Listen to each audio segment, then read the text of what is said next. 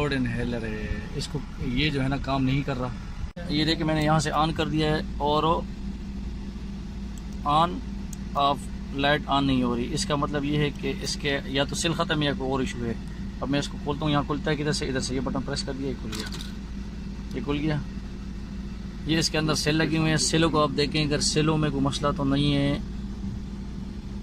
یہ دیکھیں اس سیل کے اندر یہ زنگ لگا ہوا ہے اور ظاہر بات ہے اس میں زنگ ہے تو اس کا جو آگے سپرنگ ہوگا اس کے اندر بھی زنگ ہوگا. یہ ٹھیک ہے. تو اب اس زنگ کو اور اس کو ریموو کرتے ہیں اور اس کے بعد پھر دیکھتے ہیں کیا کرتا ہے.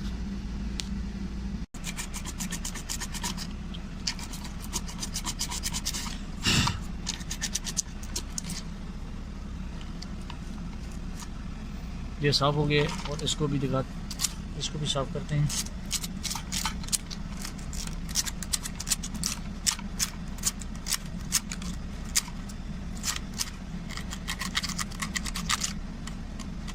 یہ بھی صاف ہو گیا. ابھی اس کو ٹیسٹ کرتے ہیں اور یہ بھی بٹن کو میں پریس کر کے بتاتا ہوں اور یہ ٹھیک ہے آن ہو گیا ہے.